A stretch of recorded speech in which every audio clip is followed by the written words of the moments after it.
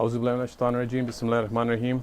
Assalamu alaikum wa rahmatullahi wa barakatuhu. Dear brothers and sisters, welcome to my program at Sadai Haq. Today is the 28th of July. I hope you guys are doing well and things are going well. I know summer has come in. As you all know, the weather is getting hotter and hotter day by day. So if you can, please stay hydrated. It's a summertime. I know there are kids, your kids that might have summer school. Just support them in going to summer school. It's not one of the best times around, where I know a lot of kids do have a hard time, taking that initial step and going, and taking summer classes. I know some parents do get frustrated with their kids having summer school. But again, remember this: your kid is going to learn things that they had struggled in doing when school year was coming along. So please support them in that sense. When you get time, please make time for your family to take him out. Take him out in terms of going out and going on mini vacations, checking out the states, checking out local areas where your family can see, go to SeaWorld in San Diego, or come to Orange County. There's a fair going on here in OC at the moment, and then next month around it's going to go to Los Angeles. There's a lot of things to do during the summertime. It's a great time for the family to get together. It's a great time for the family to share great ideas, and just kind of keep it together with the family. Enjoy their life, enjoy some time being, because once summer ends, the kids go back to school. Parents are again more busy with taking the kids to school, going back to work. Some of you probably take some days off during summer to spend some time with your families as well, or go out of country or go out of state. So for that, just please try to do your best to do what you can, especially when it comes to your children, right? Again, the reason why I'm talking about children today is because my show today is going to focus and be geared towards our youth and our teenagers. This is something, a topic that is pretty known for a while, where a lot of parents do struggle with their teenagers. And not just that, but a lot of parents want to get to know what are the methods behind how to better parent their children. And that's looked upon in various ways, right? And the easiest question, or the easiest solution, is really communication. If you can communicate with your child effectively, without having shame, without being able to sit down with your child as an adult and treating them as someone, having their own state of mind, I think it makes it a lot easier for that child to ask questions, for you to have an open dialogue with them. So today, the topic that in the discussion that I would be having would be, would be on the top 10 social issues teenagers struggle with, that are in today's society, and what do they look like. Again, my show does consist of having Muslims, non-Muslims, the Afghan community. I'll probably go back and forth in discussing things in Farsi, in Dari and Pashto. So for that, please bear with me. But at the same time, I really want to help you guys understand the idea that there are certain things that teenagers go through, or they face, certain challenges, which us as parents are unaware of. Really, how do we get them proper help? How do we approach them when they are, socially isolated from their friends? My kid, it's summertime. They don't want to go outside. They don't want to play with kids, with other people their age. They're at home. They want to stay at home, playing video games. Like, how do I get them out into the community and get them engaging, right? So these are the issues and the topics that I would be discussing, brothers and sisters, with all of you. And remember, these topics are not just for kids here in America, but these are geographically, these are kids, the Muslim community is included in these statistics when I go ahead and discuss these topics. And the stats that I give you, our Muslim community is accountable for it, so they're included in it. Our Afghan community is also included in it. So please stay tuned as I go further on this topic.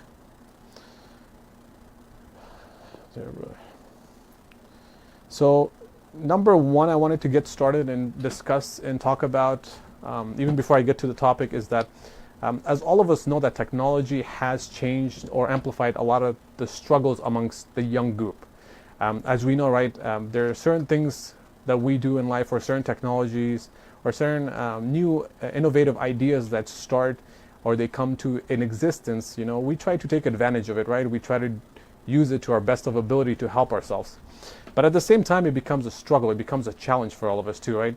And one of those struggles or challenges are, again, number one, is the struggle of technology by getting your kids away from social media, from telephones, computers. They're always online. They're talking to their friends because that's their social outlet. It's a lot easier for them to be able to communicate with one another. They have an easier time communicating one another through social media because it's a safe platform for them. And one of the struggles that a lot of parents have is that they don't allow their kids to go out, but they have given them phones to use.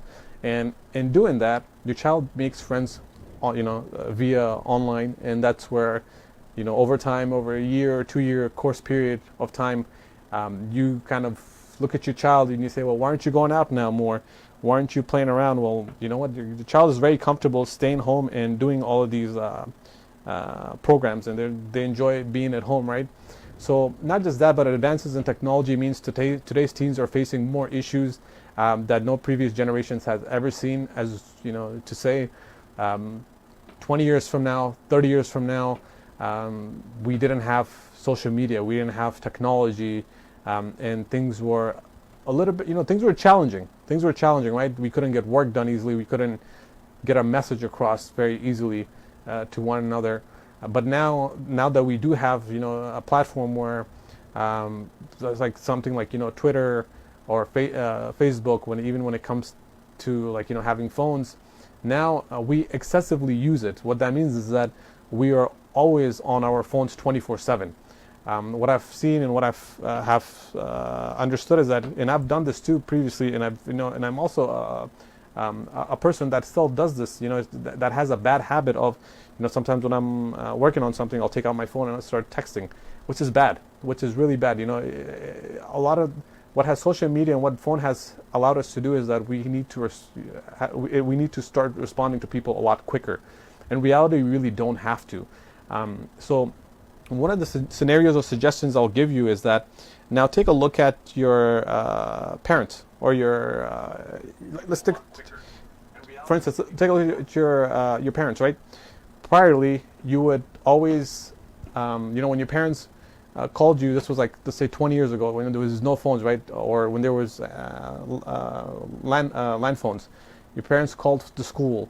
Your parents wanted to do something, or they wanted to ask you for a certain thing, and even if you didn't get back to them, that specific day or that specific hour, it was fine. It was understandable.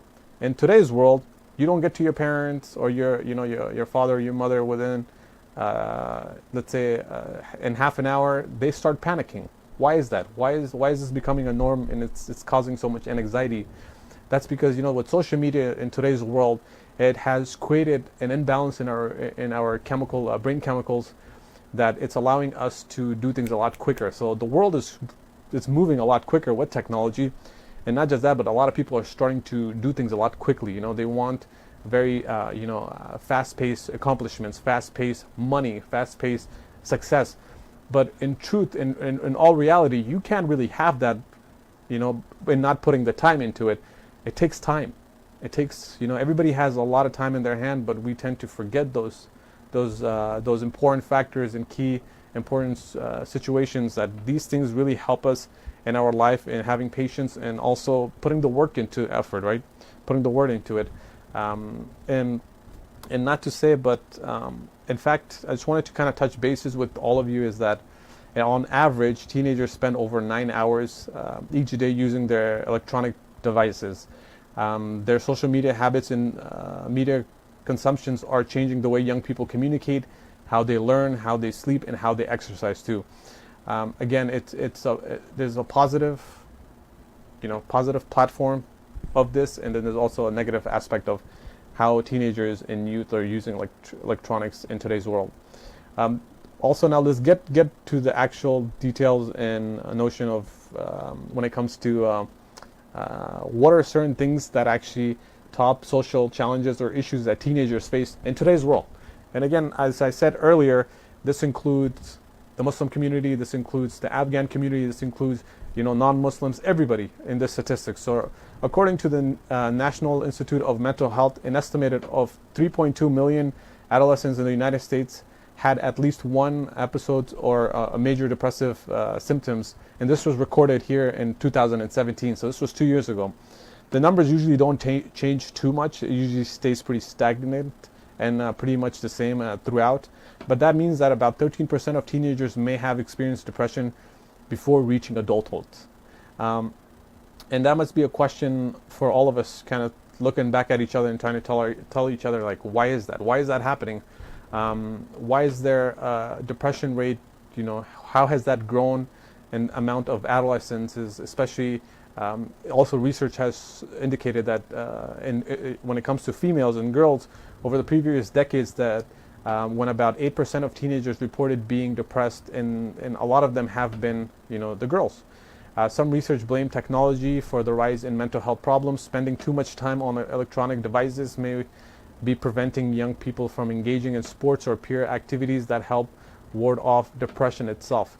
Again, here we have to see that social media has and is playing a big part of pushing us back, and that means that it pushes us back from completing our tasks. If you're at work, even as adults, if you're at work, and then if you have your phone, how about this? Let's start off with this. When you wake up, before we would have alarm clocks, the regular, old school alarm clocks. You would put it on and you would wake up to it. In today's world, we have our cell phones. What we do is we put that next to our bed during nighttime. It's the last thing we take a look at before we go to bed, and it's the first thing we use, in the morning before we start our day. So it's not the best form of using technology, and a lot of this starts. I always tell parents, and when it comes to parents, when they come to like parenting classes and they take parenting classes with me, is that I always tell them to be a good role model to your child. If you're a good role model to your child, they'll follow and they'll do what you do. For instance, if you have, I know this is a story in a scenario which I've heard in today's world, and people do that. I actually don't see a problem in it. Some people do think it's extremist. If you have a family who is, who doesn't have any form of TV in the house and does not allow television in the house, some people might think that's outrageous in today's world, and it could be, and it is. For others, it's probably not. For me, it's, for me in general, if I don't have TV tomorrow, it's fine. It's actually, it helps me more. It gives me more time to spend with my family. It gives me more time to not hear what's going on in the world. I can get the same information through reading newspapers, right? And then bettering myself and bettering my own literacy skills, or my child's literacy skills. So one of the issues and the things that I've told parents is that there's parents who actually don't want their kids to be, coming across social media or even watching TV. So I always tell parents, I'm like, that's fine. You can have no TV at home, but you have to remember, if you have kids and you have TV in your room, but your kids don't have TV, as they get older, they're going to start hating you. They're going to go resentment. They'll have a resentment against you for looking at you later in life and saying, well, you took that away from me. You were watching TV, you took it away from us. It doesn't make sense. In reality, it really doesn't. But if you're a parent, that has no TV throughout the house, where you're not watching TV, there's no TV at all, not even in your own bedroom. Listen, when your child grows older, and then if you have good, meaningful notions of telling them, the reason why I didn't have TV or we didn't have TV at home was because we wanted to spend more time with you guys, with the family. That allows a child to learn and understand that, wow, my parents are actually taking the steps towards, spending more time with us. And it's true, they didn't have TV either because they sacrificed that for us, for family. And a lot of parents aren't doing that. Same thing with social media and technology. I've always said this, and I'm going to say this again.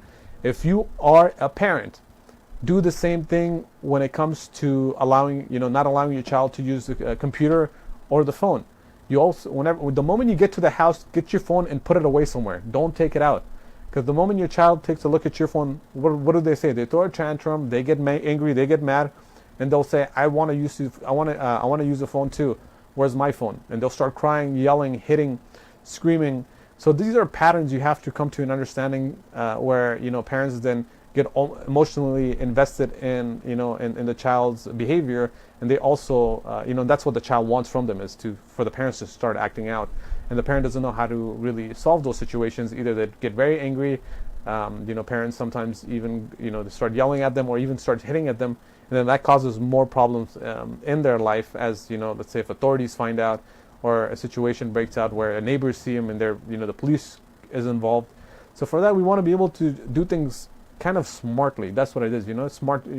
You want to be able to work with your teenagers and your kids in a smart and a healthy and a very well manner, instead of just telling them what to do and you not implementing. It's not the best practice. You have to tell them and give them reasons on why you aren't, why he or she is not allowed to do this certain thing.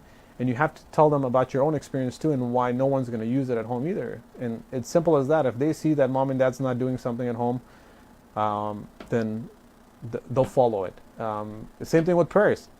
A lot of parents, they push their kids to, read, do their prayers 5 times a day or read the Quran. But in all reality, the parents, itself, a lot of parents, they don't know how to read the Quran, or they don't even pray themselves. So that you're not a good role model in that sense. So do the act of what you actually tell your child, and then also allow them to follow your footsteps. That's how it works.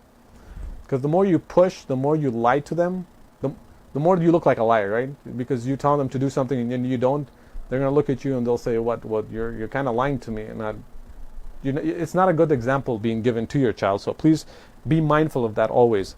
And again, brothers and sisters, if you have any questions, you can call the studio, and more than happy to take questions. Today's focus is really on teens and teenagers, just discussing important factors of what the teenagers, what our teenagers go through on a daily basis. And if you guys have any questions on Facebook, please write down your comments, questions, any suggestions, anything that you want to discuss or share with us. I'll go ahead and read it out loud as well. But please feel free to give me a call if you guys want. It's more meaningful. It's much easier to go that route. Again, as I had discussed, depression is one of the biggest issues amongst teenagers or amongst teens. And as I discussed, parent peer pressure that causes a lot of children to do things that they don't implement, or they don't act upon. Not just that, but when it comes to depression, a lot of people don't really come to an understanding, or they don't realize, is that for teenagers, the moment they hit age 12, once they're 12, 13 to the age of 18, 19, this is a very critical point in their life. What ends up happening is that as your kid goes to middle school and high school, as they get older, they start to learn more about the reality in itself, right? The world itself. And what ends up happening is that, I don't know if if parents are probably, you guys probably know of this, is that a lot of your children start to do things for themselves. They want to get your positive reinforcements. Whatever they do, they want your approval for it, right? Sometimes they don't want to ask you on how to do things, because they want to do it and they want to show it to you. The reason why that is that it's a theorist called psychologist theorist called Erik Erikson. It's the model of the developmental stages. It's like the 8 developmental stages of human development. It's from birth to death. What are the stages for a human being as they get older? What stages do they go through, right? One of the stages that they talk about is called the identity versus identity confusion stage. So this is basically geared towards anybody who's in their 12, 13, when they're 12, 13, to by the time they finish high school, 19. This is where a lot of kids, they start to become, they want to become more independent. They start having their own identity, or they start building their own identity. Around this time, reason why we call it identity versus identity confusion stages is that a lot of kids, this is the time where they hit puberty, right? Excuse me. So they hit puberty. So when that happens, there's a lot of biological changes. There's a lot of psychological changes, emotional changes within the body of, a female and a male. So that causes a lot of confusion. It becomes very scary for them when these situations do occur, right? There's a lot of questions that the kids, they try to have, but they have no guidance, because parents, sometimes, not all parents, but there are certain parents who actually have a hard time discussing matters, when it comes to puberty, on, what are the biological changes or psychological changes a child goes through, and a parent doesn't feel comfortable enough to talk to them. Or when it comes to girls and females and sisters, a parent doesn't sit down and talk to them about their menstrual cycle, when they first have their period. Well, what is the process like? A lot of people do get scared when something like that occurs, and it takes place. So it's always important to have the parent or an older sibling understand that when you hit this age, it's very challenging for our kids and youth in today's world, especially here in the States. Reason why I say that is that if this was back Afghanistan, for me instantly, let's say, give my example, right? In Afghanistan, my parent wouldn't really teach me or tell me how to do things, because I've had the community, the society to tell me how to do things, and my family, my cousins, my siblings would actually teach me on ways of, okay, well, once you hit puberty, this is what happens to your body. How do you act in front of people? How you should act in front of people? What what are ways of doing certain things? That's something that's taken care of from the society's perspective, right? So the parents really don't get involved in that, because they know that the child will learn eventually from the people around you, right? When it comes to America, it's very different, brothers and sisters. So over here, as you know, when you come to America, it's an individualistic community. Here, nobody's going to sit with you. No one's going to talk to you about how certain things, happen. What does the religion tell you? If you're a religious person, what does our culture tell us?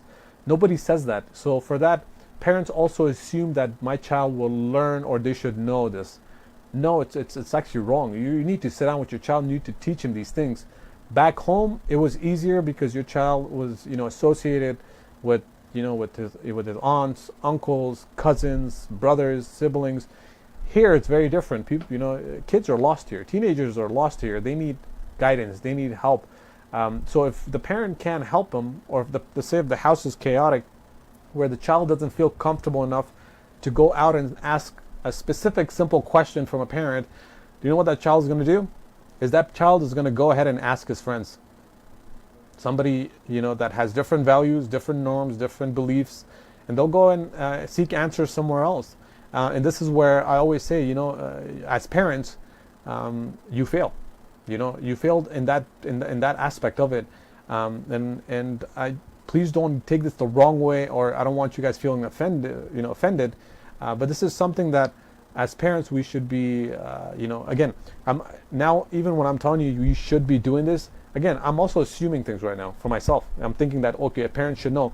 But in all reality, even, a majority parents are not well equipped to really work together as a team, and, and have, and then work with your own child, right?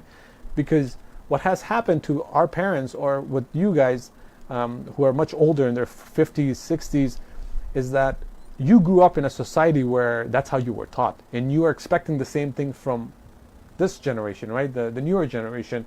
And this is where the challenge becomes, right? Which I call is the generational gap, where the older generation and the newer generation really don't see things eye to eye.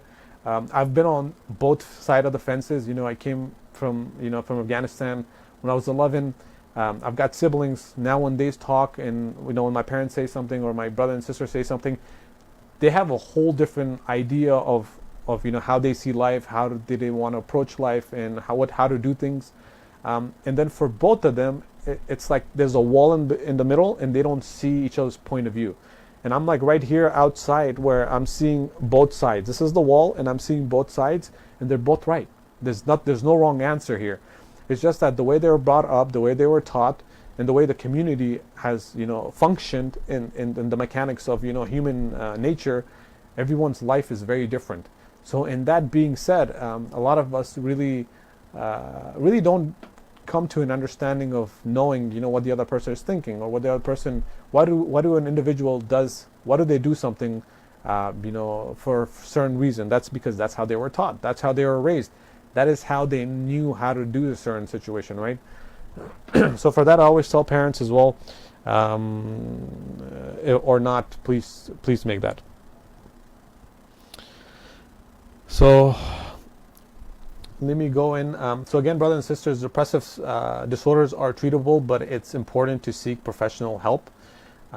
It's in any time being, if the family, or let's say our parents or the community, has a hard time communicating with one another, and this is not just for the Muslims, for the Afghans. This is for everybody, right? All of you guys.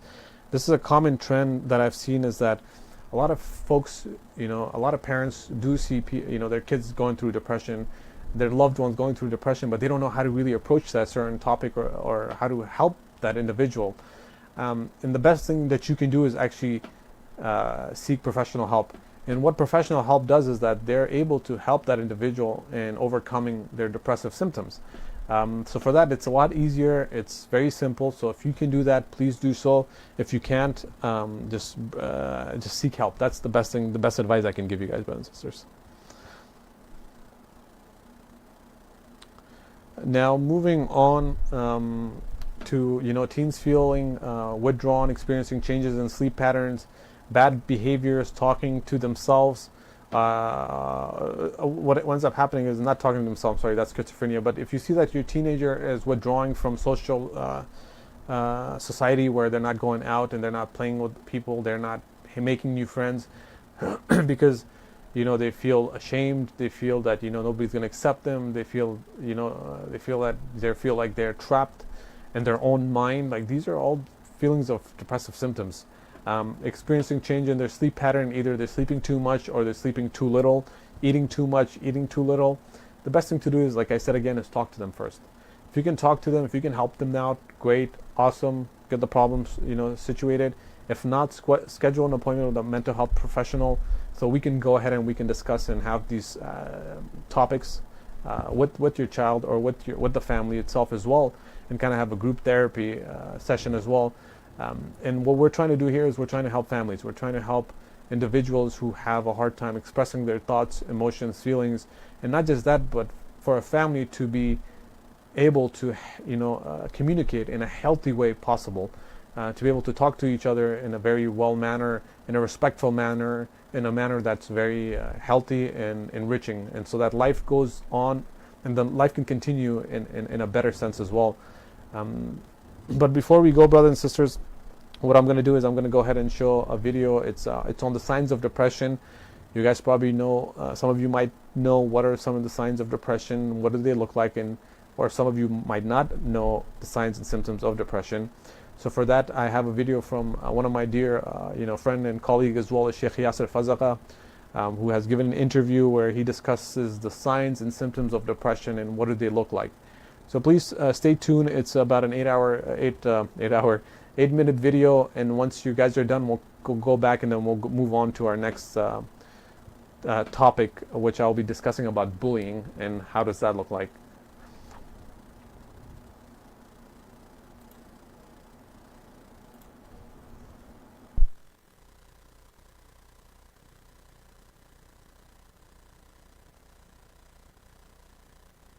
Do to help if a friend or family member appears to be struggling with depression or suicidal tendencies.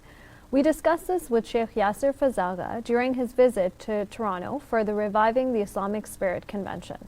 Sheikh Yasser is Imam of Orange County Islamic Foundation and Director of Mental Health Department in Anaheim, California. Let's see what he has to say about recognizing the signs of depression. Sheikh Yasser, welcome to the show. Thank you for having me. So in a previous show, we talked about the broad issue of mental health, and one of the topics that you brought up was the issue of suicide and how it is a leading cause of death amongst the ages of 18 to 25. So I was wondering if we could break that down a little bit. What are the causes that actually, within young people that lead them to commit suicide? So in the States, statistically speaking, there is one person that takes away their own life every 15 minutes. Around the world, suicide is the 11th leading cause of death amongst people. And what we have said is that 80% of the people who commit a suicide, it was due to undiagnosed depression. And what we want to do is that tell people about what depression is, because this is really, in 80% of the cases, this is what is leading people to commit suicide. And by depression is a mood disorder, that mainly has got 9 different symptoms about it. And as much as you can, please, and to the audience as well, try not to psychoanalyze your own family members at this point.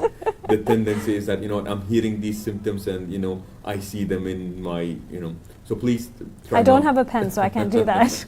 not do that. But usually what we are looking at is a sense of social isolation that is not explained. By that I mean maybe it's the finals week, so I understand why people are socially isolated. People are studying. Maybe a person has a project. Maybe they just started a new job. So we're looking for social isolation that is not explained. People not enjoying what they used to enjoy in the past. We always saw them. They always called us. They returned our call. But now they're socially isolated. They no longer take joy in what it is that they were taking joy in previously.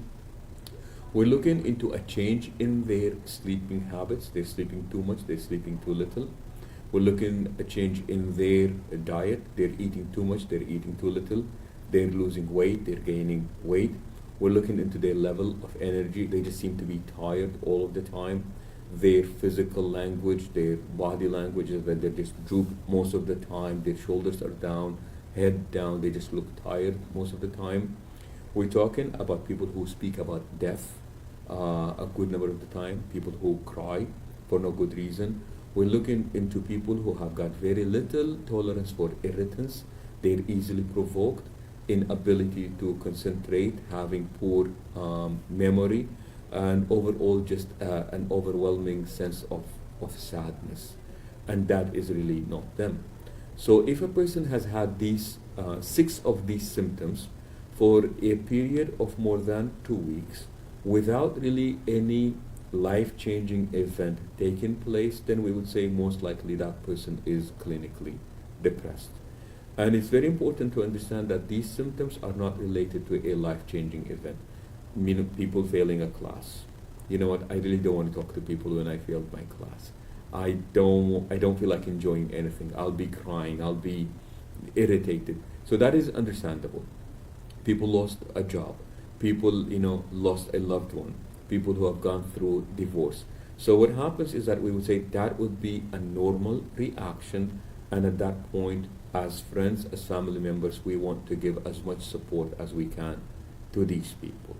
What we're looking at is if there is no event that explains why this person will be behaving the way that they do, then that is when we really want to reach out and inquire as to why is this happening to them. And I think it's also very important to understand that at this point, the role of friends and family members is very, very critical.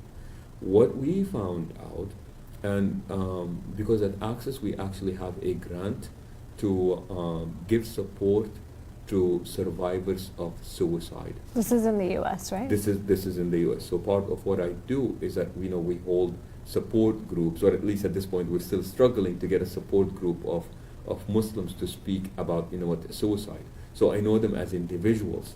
My dad committed suicide. Our son committed suicide. What we're finding out is that a good number of people prior to them committing suicide, they actually reach out to people. They make a phone call. They post something on Facebook. They text a friend. This is including the Muslim community as well? This is including the Muslim community as well. Prior to doing it, it's almost like, it's the last chance, like begging for help. I just want to see if somebody can talk me out of it. So they reach out to their friends. And there was actually an interesting story when one person, he was on their way to jump off the Golden Gate Bridge in San Francisco. And what they said is that they're walking down the bridge and they said, if somebody just asks me how I am doing, I will not do it. So he walks by and there was a couple and they had their cameras and they were taking pictures. So they spoke to him. And here's what he said. He said, all they said was, can you please take a picture? But they really did not ask as to how I was doing. So he took the picture and he continued and he jumped, and obviously he didn't die, and that's why we know the story that we do. So he jumped. How long does it take from the Golden Gate Bridge to hit the water? Take a guess. 2 seconds? 4 seconds. Oh, okay, I was close. 4 seconds. That's actually very close. So he decided that he didn't want to die, and he just the way that he jumped, he survived. But I think the key word here is that he said, I wanted somebody to ask, how am I doing? So when we realize these symptoms about our friends, about our family members, I think that what really happens is that we want somebody to just ask us, how am I doing? You know, have you ever had friends who just they sigh in front of you? It's like it's an invitation. Yes. Oh, what's wrong? What is going on? Yes. So many times we make these bids. It's like inviting other people to ask us because we just don't want to come and volunteer the information. And I think that's really when we say that, you know what, we have been good friends to our friends. So it's just about opening that conversation and being cognizant of people that you're around. And I would even say be very open. Ask the person directly and say, look, I hear this. Are you considering suicide? Don't be afraid of using the word suicide. People think that I don't want to give them ideas. If a friend tells you that they've been thinking about killing themselves, here's what you do. Number one, continue to talk to them. That's very important. Number two, let them know that they can trust you. Number three, ask, do they have a plan? Is this a thought or is this a plan? If it's a plan, that is really serious. I really need to talk to somebody who is, you know, there with you at this point. That person needs to be monitored. They might even be, you know, they might need to go to the hospital. But when a friend, a family member, a coworker lets you know that they're really considering killing themselves, they're entertaining suicide, please take that very, very serious. This was very informative. Thank you very much, Sheikh Yasser. Thank you for having me.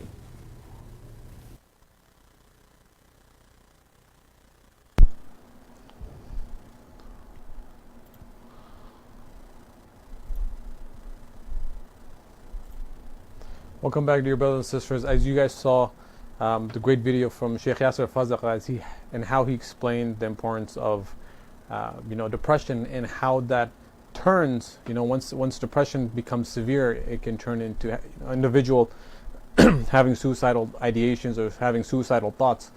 So for that, we always try to do our best to help an individual, as we call it, prevention, early intervention, is to be able to prevent earlier on so we can help that individual and not going too deeper in situations where they can't come back out. Going into a dead road where the road kind of closes in on them, and then there's nobody to ask for help, nobody there to help them, or they're too afraid to ask for help. So that's kind of the idea of this, is that a lot of teenagers, and you must be shocked. I know Sheikh Yasser did discuss the importance of suicide prevention, and to give you guys an idea, it's actually the second and the third largest cause of death amongst teenagers in today's world, especially in America, suicide. So remember that amongst kids who are ages 10 to 19, and it's the second to the third leading cause of death amongst our youth and amongst our children in America. So please be aware of that. This is a serious topic, and a lot of us need to take it very seriously, because I know a lot of folks do push it to the side, thinking that there's nothing wrong with my child, everything is okay, they just need some time for themselves, and things will be all good. But it's not. Always take things very serious and take it into consideration. Before we go on, I know there's a brother Hamza. Assalamu alaikum, brother Hamza. I hope you're doing well. Has asked a question, asking, can you discuss the effects on a teenager when the parents' expectations are high, and especially regarding career/education choice. First and foremost, I know this is something that a lot of parents really enforce their kids in getting a better education or even a higher education, right? So the key here is that when it comes to education is a good thing. Daily, every day, individuals that go to school or they don't go to school. Number one, educating yourself in life is very important. That's number one. So the way life is structured, let me just give it to you this way. The way the society is structured, and the way we have so much expectations of going to school and getting our accreditations, getting our degrees, is because that is how society has played things out for us. That means that in order for me to uphold or have a job in the market, I need to follow their rules. That's how life works. That's just a fact of reality. Education itself, again, either you go to school or you don't go to school, but you do your own education. You'll still become educated. You can still educate yourself on that. We have one of our sheikh who has passed away a long time ago, is Ahmad Didad. He went to school. He went to school up to 3rd grade, and he actually became the most influential persons in the Muslim community and all throughout the world by becoming a strong debater in the Islamic fiqh and Islamic law. And he was illiterate, but how did he do that? It was because of the compassionate and his own deep inner search for education, right? And his education was, in Islamic law. For him, the good idea is that he made it really far, and not just that, but he also taught Dr. Zakir Naik, who's actually a big influencer and one of our community leaders, nation worldwide, and converting people to Islam, and then not just that, but also doing debates and having debates about Islamic laws. So he even taught him. But now look at this: is that he had a passion. He took that route. Because he took that route, it doesn't require having a degree here in America, because society didn't require that from him. But in other countries, it's a requirement. For him, it was beneficial, and he did it. Same thing happens here, is that, and it goes on for us here, is that in America itself, is that in order for us to really move on and do things, a degree does help. It's kind of a security. It's you being able to have, getting your foot into the doors of allowing others to speak to you. That's what it is. And not just that, but school and education also helps and opens the doors for really having a strong network, being able to having and having a strong network all around, where you can meet new people. If you want a job, it's easier. There's always recommendations. So education itself, institutions, are also it's a part of a bigger social system that has been created, and for us human beings to follow. In order for us to succeed, majority of people to succeed, you have to go through the educational route. That's what it is. So education is, it is very important, regardless of who it is. No matter who we are, we have to seek knowledge and we have to educate ourselves daily. You going to school and becoming an engineer, you're going to school becoming, for myself, becoming a therapist, it's a small percentage, right? Life in itself doesn't start here. My life just, this is part of my profession. Okay, I'm continuously just working on this, but at the same time, there's a lot more that goes on, with religion, culture, all around the world. I do, other readings, and I look at other, learn from other people. All of those are knowledge. All of those are experiences. I'm not going to get a degree in it. Why would I get a degree in it, right? Your life experience is your degree in life. That's the important thing. That's how I look at it, is that is your importance of life for you, is for you to experience, hardships and difficulties, and how you overcome it. Those are your degrees in life. But the way the world is set up here in today's world is that education is important in order to have that degree paper. And that gives you security, and that gives you money, and that can give you like a steady money, but it also gets you what the society asks of everybody is that this person has a degree, and you're kind of praised upon. That's how it is. So that's what education is. I myself have a master's degree, and I'm in a PhD program right now. I'm a doctoral student, but that's because it's a step closer to my own certain For me, in order to succeed here in America, I need to finish this. That's what it is. I can still work without getting a PhD. I can still work, and I can probably do even more and better. But for me to even kind of get into some of the doors, I need to still have that to have it as a backup plan for myself. So I know that if what I'm passionate about does not work, I have a degree to fall on, so I can go ahead and do something where I know I have a steady income. So that's the difference between it, and I hope it helps. Again, everybody looks at education very differently. I would suggest, and I would encourage, individuals to go seek education, have your own education, but also follow the footsteps of how society has played out education for us, is because it's also important to do that as well. So it's kind of intertwined. You can't really get away from one another, right? You can't really get away from it. Unless you have your own business and you want to do your business, there's no education required in that. As long as you have money in order to invest and you can move your money and make profit off of it, if you can do it in a smart way, you can do it.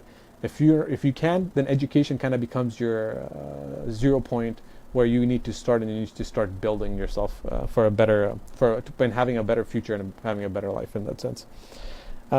So I know you had asked the discussion of, the expectations, the high expectations, especially regarding education choices. So in all reality, in all life, yes, what ends up happening is that parents do their best to help their kids in pushing them into getting a higher education, which is not a bad thing. It's actually a great thing. But I think also what parents fail to understand is that sometimes, and this happens, kids, they dislike going to school. They're smart people. They're smart founders of great companies, organizations that didn't go to school, but they had a vision, they had a mission, they wanted to do something else, right? For them, because of their maturity level, they didn't want to waste time in school and money on school, so they did their what they were compassionate about, and they became very successful. Done. There's those people that actually dislike school. They don't like to be in school. There's those folks that have a hard time learning and being in school, so parents they start pushing kids to and having them finish or at least get a degree. But the child has a hard time going to school. They have a learning disability, so you have to take that into consideration too. And parents also need to be a little when it comes to options, and when it comes to giving them the choice of education. Let your child fall on their face. That's how I kind of would suggest, is that let the child fall on their face. Let them go explore life. What ends up happening is that your child's going to go and experiment things. First of all, they want to do what they want to do, right? You let them, as long as it's nothing to do with drugs, alcohol, when it comes to sex, something that's illegal, un-Islamic, you let them do it. There's nothing wrong with it. You have to let your child experiment. Because I know there's a lot of parents who actually also baby their children. And what has happened is that has backfired. So when the child gets older, once they hit 20, 30, they can't make their own decisions. And that's because the parent kind of babied them throughout time, and that's what ends up happening is that. So I always suggest families and parents to also let your child go out and make sacrifices. Let them, when your child, till the age of 30, let them experiment with life. Let them go out and let them, go to a different school. If they want to go to different schools, different states, they want to try different jobs, let them. This is the time they have to learn. This is the time they have to try out new things, learn new things, because if eventually what ends up happening is they're going to slow down. They're going to slow down, and they're going to do things that are much calmer, because the body can take so much. And essentially, they'll become more specialized in a certain thing which they would go ahead and do. If they didn't like school, they'll go later in life and they'll do schooling. So there's a lot of different perspective of it. What ends up happening is that if you keep pushing your child, either your child will thank you once they're done with school and they see the efforts of it. Your child's gonna hate you. That's also the fact of reality, is for you to be pushing your child and doing something that they didn't want to do or they were not ready for, or your child just really kind of stays in a limbo where they don't do anything, they just sit at home. So these are different factors and different scenarios that do take place. So remember, when it comes to education, it's kind of a tricky situation. Parents do aim high, and they expect the child to aim high. But again, the child, it's starting from a very young age. You have to look at where how your child does. From a very beginning stages of life, you would know and you would see if your child's able to go further in school, even if they have interest. There's smart kids out there. They don't want to go to school because to them school's a waste of time. But that's how they think. What can you do? Sometimes they don't go to school at all, but they've become very successful. What can you do? That's part of life. Education, to me, again, when you go to school, that's how society plays out. That's how society has played out for us. Schools and institutions are there for us to follow those guidelines in order to, in order to follow society. That's what it is. Knowledge and education itself, you can gain it from everywhere. You can gain it, by yourself. You can go to different places. You can do your own internal, I don't know, like self, you going out and studying for yourself. learning other things for yourself. I mean, education is never ending, so you can always learn. There's nothing wrong with it. As I told you, you can become an engineer, or you can become like me, like a psychologist.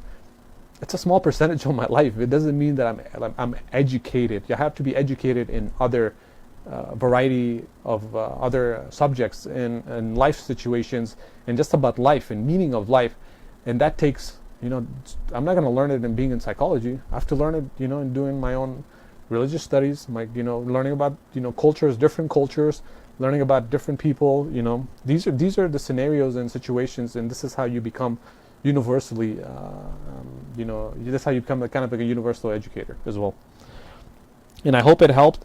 And I hope that does help. If it doesn't, again, please leave me another comment, or you can call in and we can have, I would love to hear from you as well in your scenario of what else is it that you see or have you heard, or if there's anything that has happened in your life or somebody that you know of that has had these kind of challenges or problems, and we can discuss this furtherly.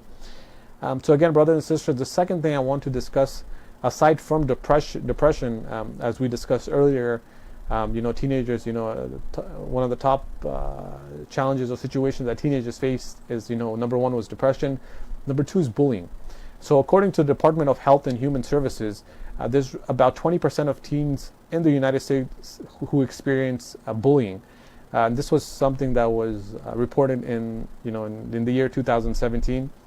The rise in social media use by teenagers have made bullying much more public and persuasive as well. And it has, again, technology has allowed all of us to kind of look at, as we look at the news daily, and then I have a video after this which I'm going to show you a brother who actually did a group discussion with a lot of the younger kids and discussing bullying, and I really appreciate how he was able to get their perspective of it, what bullying means, what are they, and what bullying means, and not just that, but he also displays a couple of videos of people being bullied in the world, and what was their thoughts behind that. What did they think of that? Is bullying okay? Is it not okay? Do we bully each other? Is there bullying that takes place within the household? A lot of time it does. Bullying does start from the house as well. So these are the discussions and topics that we're going to go ahead and discuss next. So what ends up happening, brothers and sisters, is that bullying has become a big issue, and it's a nationwide issue in terms of when it comes to picking on someone. If your child's going to school and then he's being bullied by other kids. If you see them coming home and they're angry all the time, they start disliking you for no reason. They don't want to, they just tend to have, like their mood changes very dramatically. Just sit down with them, talk to them, and ask them a question of what is going on. If they don't reply back, or if or they have a hard time communicating with you, what you can do is you can go to school and you can find out what's going on, what's taking place in your child's life that's causing him or her to not speak to you, or him or her not wanting to go to school. Because again, kids, they feel ashamed, right?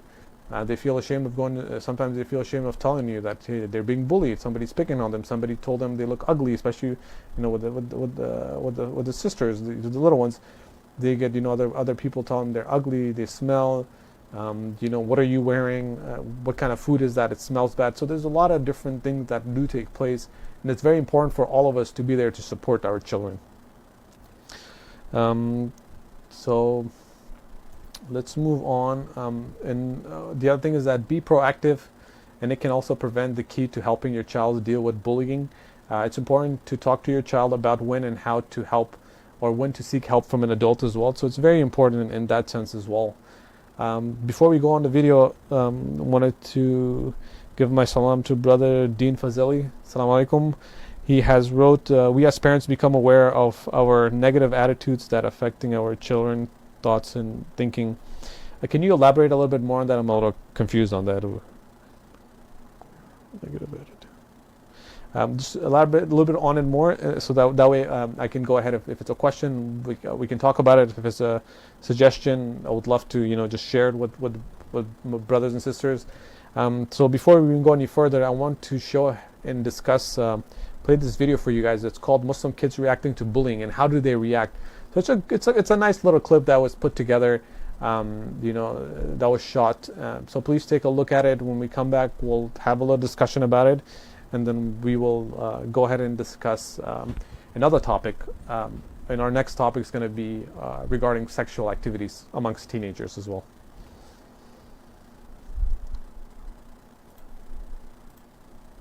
Assalamu alaikum, welcome to Living Muslim here at the One Path Network. We're going to be talking today about bullying. So I want hands, if you can tell me what does bullying mean?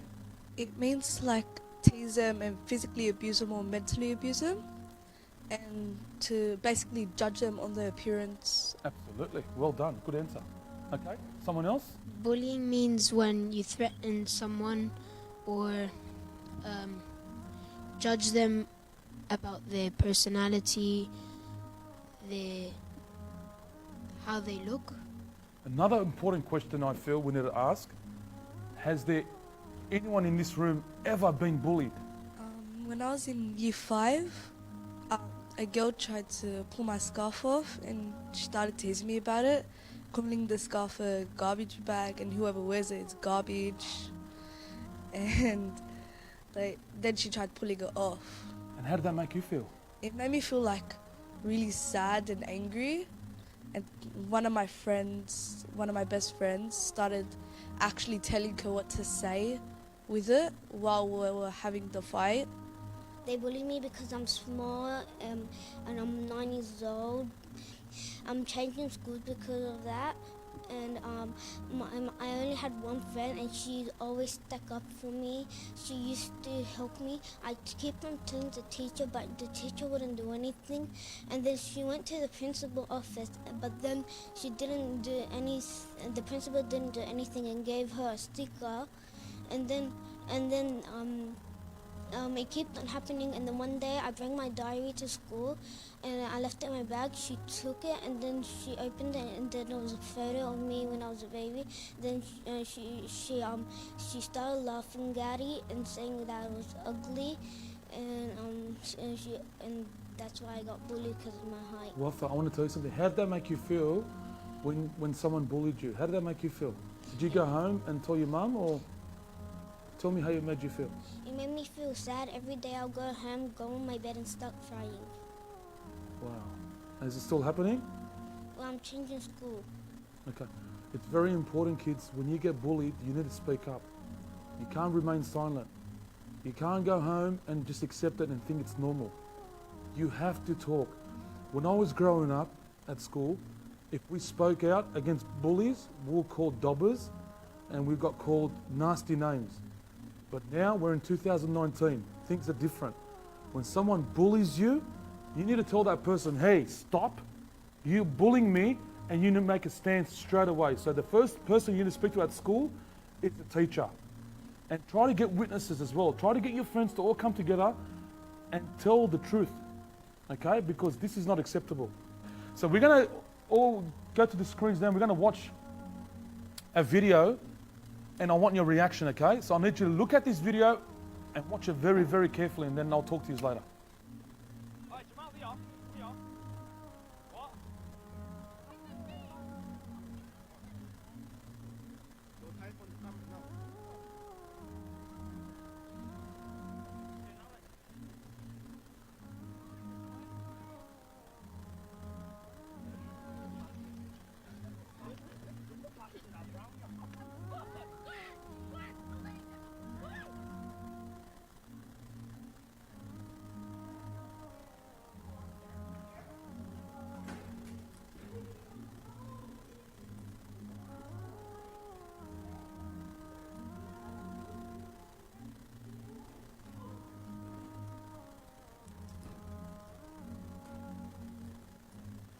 Tell us, how did that make you feel? It made me feel like really sad, and like it made me feel really disturbed, and Did it bring back memories? Because that almost happened to you. That happened to you.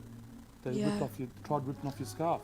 Yeah, it made me like feel really sad for that girl, especially for the girl who got beat up in the bathroom, and made me bring back really bad memories about it and all that kind of stuff.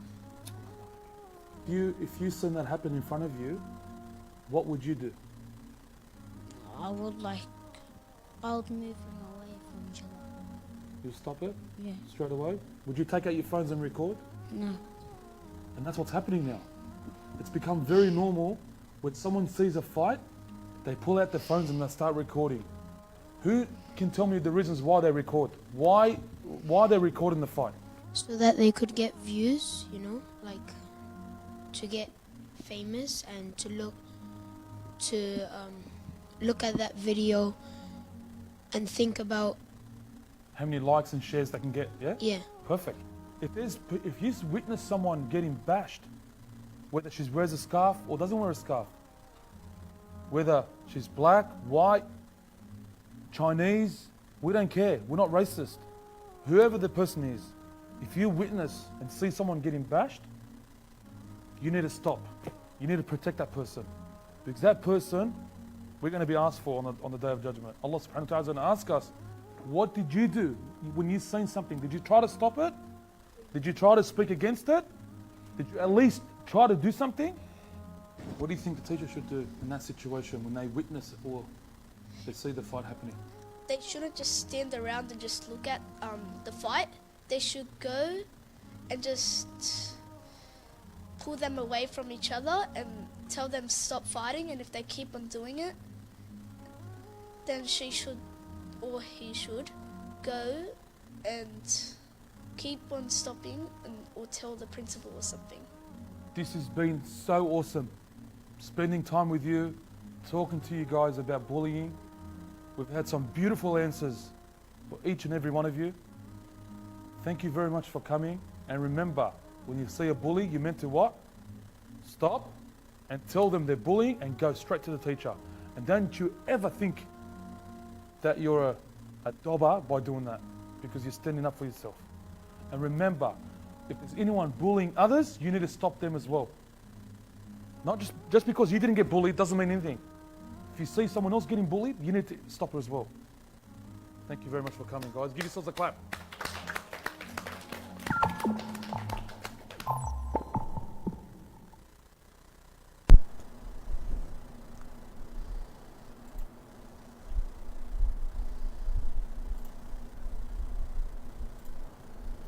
Welcome back, dear brothers and sisters. I hope you guys enjoyed and watched the video that was displayed. It was actually a very nice, beautiful video that that was put on together, by the brother for the children, and having them come together and discuss what bullying really looks like, right?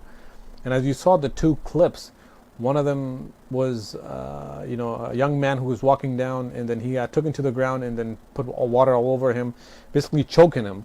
And the second thing, what happened was that it was actually a Muslim sister who was being hit, and as you saw in the video too, and the question was asked, why is it that nobody really goes and gets help nowadays? And one of the biggest challenge and issues, again and again, it comes back to the same platform, is this, right? This is one of our best friends, and this is also one of our best enemies in life, is that a lot of us are so ingrained and are always trying to make ourselves, I guess, famous in terms of recording things, getting people to see, and getting more likes and views. It really has taken us, and taken our humanity away from, reality. That's what has happened. So you have to take a look at it this way, is that a lot of the social media and a lot of the materialistic things that have come out today in today's world has really pushed us backwards. And even when somebody's getting bullied, when a person takes out their phone, that person has lost connection with humanity already. So it becomes very challenging and becomes very difficult for us, or for myself, to even understand that. It's like, why even do that, right? In one hand, it's true, it is good evidence you could use, but that doesn't mean you're just standing there and just videotaping it. If there's two friends, you can have one person videotape while you go get the teacher. That's important, right? Because but at the same time, when there's a big group, sometimes that one person gets nobody wants to support that one person. But even if you videotape, do it for a quick second and go and call the teacher, or show it to the teacher right away. But students aren't even doing that, so that becomes a very problematic issue as well. And we had questions. things. So Brother Dean Fazeli had suggested, and that's actually a very good point. I do agree, is that adults do also bullying. They also abuse their power. As adults, it starts from adulthood, right? So why do people become bullied? That's kind of my question. Why is it? And Brother Sean, you've actually hit it right on the nail as well on why a person becomes a bully. But I'll also explain it. But I'll read your post first too, because you've hit it right on the nail. And when somebody's getting bullied, right? You're the victim. You're getting hit, and you're telling yourself, what is it that I've done? Why is it that people are hitting me? Why is it that if somebody's picking on me, like I don't know them, I've never seen them, I haven't done anything to them, I have not said anything really badly about them, so why are you hitting me? What's going on? And Brother Sean, as he had discussed, and he said that bullying is a reflection of a bad attitude that a person expresses because he or she suffers from negative inner state, and most kids learn that at home when parents have power struggle with their children. And that is beautifully said. And the next thing you said, most people take advantage of a person's weakness, and it's very true. So what you have said earlier is that a lot of people who are bullies, they have an inner struggle because back at home, for them, their life is miserable. What I mean by that is that their parents don't love each other. Parents don't love their kids. They don't show affection to their kids. They don't have time for their children. There's always a constant fight in the house. So what happens for the child when they see all that? When they're being hit, when they get abused, when the parents are yelling, they're not giving time to the child, is that they start to have inner challenges and inner problems. So if you're 13, 14, you're not going to understand, what's taking place. Even though if your parents are fighting each other, you're going to hold that in, and you're not going to know how to really express yourself. So what ends up happening is that because you feel sad, you feel angry, you don't want your parents fighting, but it's out of your hand because you're a child again, right? So what ends up happening is that when you go to school and you find somebody who's weaker than you, you try to oppose all of that anger and frustration out at them. So that comes through means of violence. Especially with boys, it's always hitting and hitting people, and the girls is always shaming or talking talking to others and putting others down. That's because when you do that, you're transferring all of your negativity to that other classmate of yours. So that's what happens, and the bully feels good because now they've expressed their anger towards somebody else, and that's how things become, and that it becomes a trend, right? We always say that the victim becomes the bully as well, and that has happened as well. So please remember, usually this is also the reason, and one of the most important reasons that takes place amongst our youth and children, are that bullying has been a big issue in today's world, and has always been there. And I will say it again, it's bad behaviors taught at home with friends, and that's how the child becomes a bully, is because they don't know how to work with their with themselves. They have an internal struggle, whatever struggle that they're going through. In order for them to take out their frustration and feel better, they have to go and abuse somebody else. So that way, the moment they see that person feeling sad and down, the reason why that happens is that if I'm going through challenges, right? Let's say if my parents are fighting all day long, I feel horrible. I feel horrible. I'm gonna feel down. I'm gonna feel like the whole world is happier than me, and I'm sad. So in order for me to feel better, I need to see somebody else feel worse. So that's what ends up happening, is that it becomes a cycle and you try to abuse it. So please remember, these are important factors, but these are also challenges that we have to recognize and get help. Because eventually what happens is that when your child gets older, if these behaviors start to progress, he's going to have or she's going to have an issue in their marital problem, and it becomes an abusive household. And the same cycle kind of goes on, and it repeats and it repeats and it repeats. So please remember that. So the next thing we want to discuss and talk about would be sexual activity. And before we do that, brothers and sisters, I actually want to share with you guys a poster. I hope it comes out well so I can share this with all of you. There is a gathering taking place here in the city of Orange County, as I will go ahead and discuss more about it. So please take a look at this, and then I will go ahead and talk about it. If you guys can take a look at this. This is the Afghan American Cultural Center. So basically, they're an organization who is committed to serving the Afghan community in Southern California by bringing, unity, harmony, and creating mutual respect amongst all Afghans regarding of their race, ethnicity, gender, language, or age. It's committed to protecting and preserving the Afghan culture and heritage, language, and rich traditions, and carrying them in future generations for the Afghans. So it's a non-profit organization, brothers and sisters. They are having the Afghan 100th year Independence Day. I'm a part of the program. I'm also a part of the board for the Afghan American Cultural Center. It's a brand new established organization that is going to go ahead and host the Afghan Independence Day on Sunday, August 25th. It's going to be at the Mile Square Park in Fountain Valley. It's a free event. It starts from 10 a.m. to 9 p.m. So please, if you can, please come. There is going to be live music, there's fashion show, there's traditional natans, food vendors, kids activities, and traditional bazaar as well. So for all of you, I'm going to go ahead and play this again later, and I'm going to translate it in Dari and Pashto as well. So for any of you who are interested, please make sure that there is an event taking place on August 24th here in the city of Orange County. And we'll go ahead and give you guys more information regarding this as well.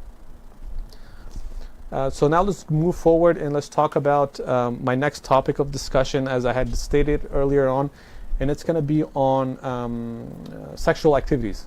So what does that mean, right? What does sexual activities mean, brothers and sisters? I know this is a topic that none of us talk about. None of us really take the time to discussing this with our children at all, because number one, as parents, we've never had our parents talk to us about, sex ed. Basically, I have given a talk about sex ed previously in my show, and today I'm just going to quickly touch bases on the sexual activities that are taking that takes place amongst the teenagers here in America. Again, a lot of my studies are done here with the CDC here in the United States. And what they have stated is that based on the 2017 Youth Risk Behavior Surveillance data, it says that 39.5% of high school students reported being sexually active. That means that sexual activities has, they are sexually engaged in some form of intercourse, or it either be there's different methods of sexual activities that do take place, and I'm going to go ahead and break down and discuss those things with you guys as well. So for those of you that don't think this is appropriate for you guys to watch or for your children to watch, please go ahead and tell them to, if you guys don't feel comfortable in hearing this is going to be a small segment of another 10 minutes that I will discuss, and then I'm going to move on to the next topic of discussion. But if you guys want to hear this, please hear them, because I'm just stating the fact and I'm stating the issues that are taking place, and your child has become a victim of this already, or will become a victim, or are in the process of being in this category. So remember, I'm just kind of giving the facts of statistics and realities. People do, me discussing this, you might think this does not happen to your kid. Alhamdulillah, maybe it's not, but eventually it could. So it's good to be prepared and know of things and how to react before then things are too late. So again, births to teenagers on average 15 to 19 accounted for 5% of all births in 2017. So that means that what that means is that 5% of birth in 2017 is that kids who are 15 to 19 are getting pregnant. There's a 5% increase, and throughout all the teens that we have in the nation, there's 5% yearly of that total are getting pregnant on a yearly basis. So please remember that it's necessary to talk about these suggestions and scenarios. And even before we come in, I'm actually going to show you guys a video. Let me finish this, and then I'll show you guys a video, and then I'm going to talk about what we need to look out for. Some of the data also discussed that of the 20 million new sexually transmitted diseases each year, more than half were amongst young people between the ages of 15 to 24. Again, kids are becoming more active as they get younger and younger and younger day by day. So please remember this. If you think that your child has no idea of what it means to like a girl, what it means to like a boy, them coming together, getting together and having sexual activities, it's important that you guys talk to them and have these discussions of importance of sex ed. And if your child looks at it, it's first, if they come across a girl or a guy and they're in middle school, right, or elementary school, and they start having feelings, remember, these are feelings that they have no control over because they're young, right?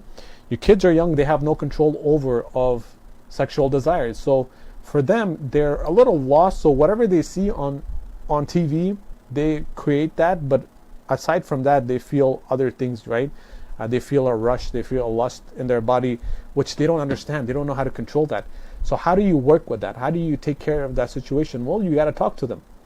You got to talk to your kids that, when they do see a different gender individual, or if they come across anybody, which even if they, if they come across them, if they touch somebody else, they're going to have sexual desires. And if that is the case, talk to them. Tell them how can you lower your gaze? What can you do differently in order not to have these kind of feelings? But it's normal to have feelings. So please remember, it's nothing. There's nothing wrong with it. Everybody has feelings. This is something that is God made within us. But how do you control it, and how do you redirect those feelings? And not just that, but how do you help understand, help educate your child in understanding what these feelings mean? Especially, younger kids, they don't know what these situations are like. And again, parents may not believe that children are sexually active. However, talk to your teen about sex, and even if you don't think your child is engaged in sexual activities, please do so. Because after this, I'm going to go ahead, after we played this video, I'm going to discuss what are sexual transmitted diseases like. Brother Sean is always ahead of the game before I even get on other topics.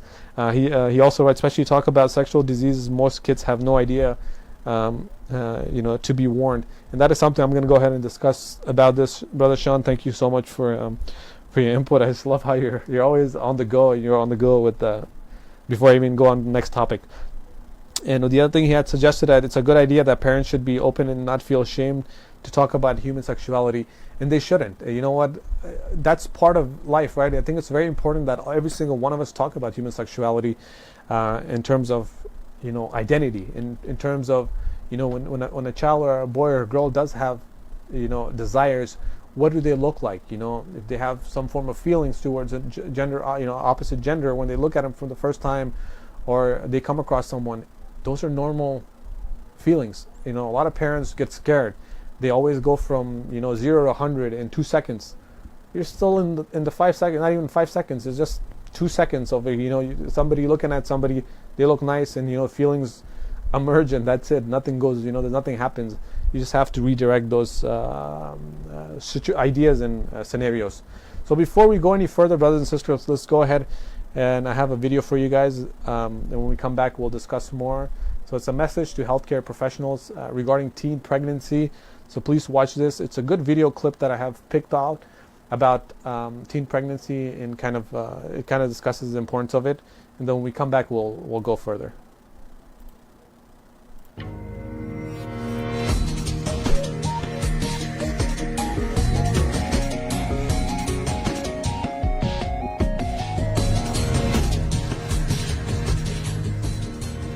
Teen pregnancy rates in the United States have decreased, but they are still too high. Every day, over 1,000 babies are born to teen mothers.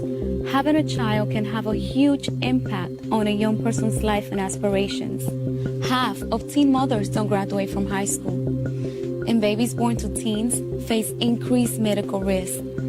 Most teen pregnancies happen because of sexual partners not using contraceptives at all, or not using them properly or consistently.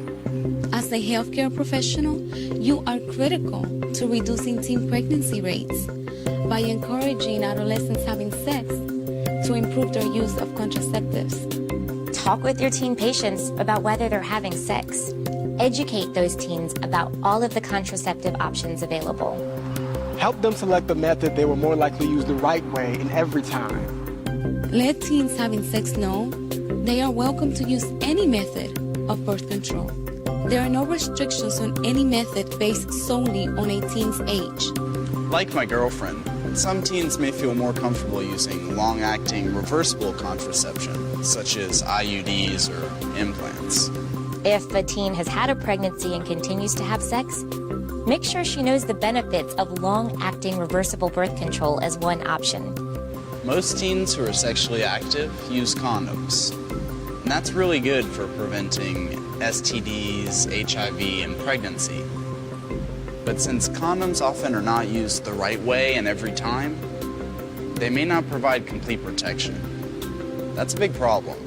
Make sure your teenage patients who are having sex understand dual protection, using both a condom and a hormonal method of birth control to prevent pregnancy and sexually transmitted diseases such as HIV. As a healthcare provider, you can help improve the lives of all young people by giving them the information and tools they need to make healthy decisions. So talk to us about pregnancy and contraception. We'll listen.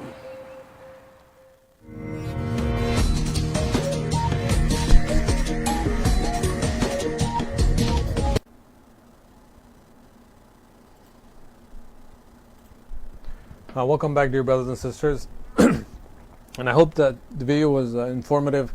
And these are discussions given and talks were given by teenagers themselves. As you look at the video, as Muslims, we try to, we do our best to stay abstinent, and we do our best to protect our children, or or even our teenagers. But there's times where teenagers, they do cross lines, not being fully guided, or they have, they have their own, because they're young, they want to experiment their life, or they want to experiment with their life, and have some experiences. And for that, if they're not protected, or they don't, use any contraception or any form of protection, now we're going to go ahead and discuss what are the diseases associated with, when a teenager crosses that line. When a parent does not talk to your child about sex ed and, and the reason why they should avoid, having sex, even after marriage. If they don't, if there's somebody who are wanting to go forward, again, there are different ways and different forms. But if they don't, the child, these are things that can take place for the child. Is number one, pregnancy, and the other is the sexual transmitted diseases, which is also known as STDs. There are diseases that are passed from one person to the other through sexual contact, and that can be, these include chlamydia, gonorrhea, genital herpes, or HIVs, or etc. There's different form of reactions and symptoms that do take place in these ideas. Not just that, but you can get an STD by having vaginal, anal, or even oral sex with somebody who has an STD. Anybody who is sexually or active can get an STD. So again, brothers and sisters, I know I'm giving you guys information that might be passed beyond your capability or capacity. Again, I'm an educator. There's certain things that I need to discuss and talk about amongst my community and amongst you guys to help educate you guys on the importance of what to look out for. So if you guys feel like this is too much, please, you guys can see another channel, watch another show for another, I would say another 5 minutes. But these are important things that I need to discuss to help you protect your child, or your teenager that's watching this, so they can get the information they need in order to be fully secured or be able to protect themselves as well in the future. But these are serious matters because people can die from it too. So please remember, these are painful situations. So how common are STDs? That's kind of my other question and my other situation that I want to discuss with all of you. That there's roughly 20 million new cases of STD each year. So remember that there's over 20 million cases. There's a lot of cases on a yearly basis that numbers are adding up, and people are coming out and are being reported as having STDs. And one of the other things is that it's very scary. And nowadays, it's no matter who it is, you would need to go and get yourself checked out just so you don't carry anything. And this is something that if your teenager denies the fact that they're having any form of sexual intercourse, again, for the teenagers that are watching, get yourself checked out. Don't play around with these things. These are important matters. These are important topics because these are factual situations where I've come across a lot of teenagers, and I know teenagers who actually are sexually active with other partners.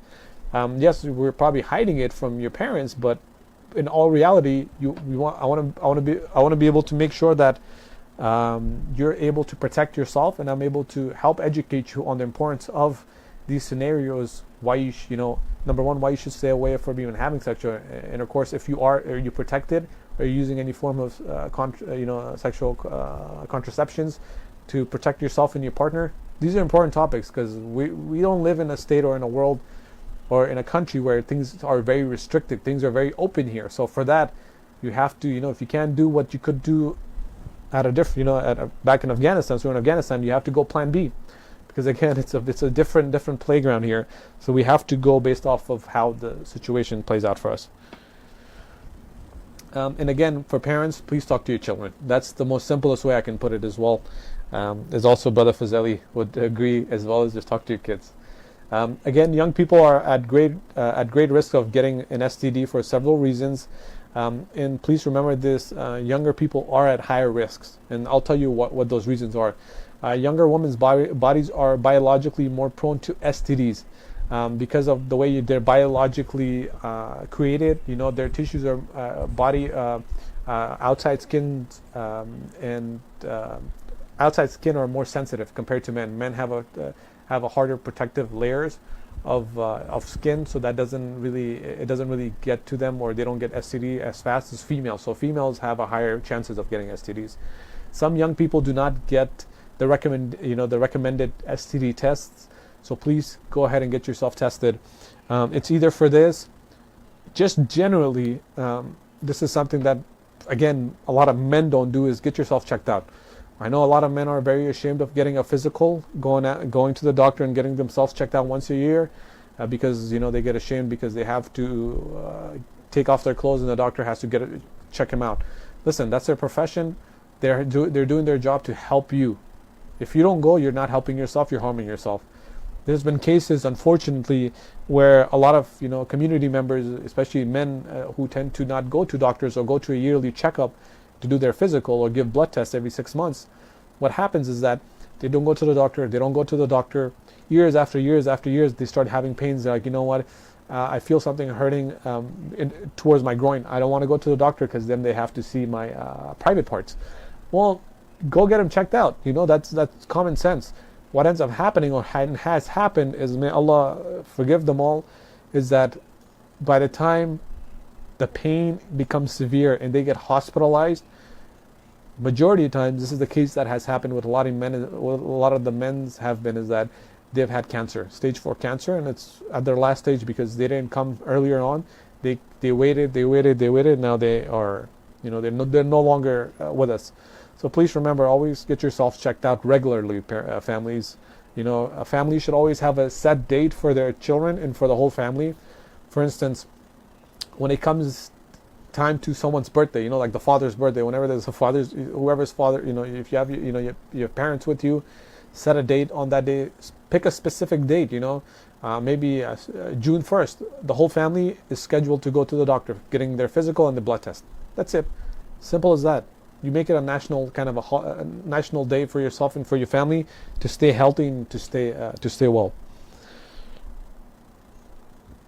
The other thing is that many young people are hesitant to talk openly and honestly with doctors or nurses about their sex lives, and it's true, and that's because parents don't talk to their kids about it.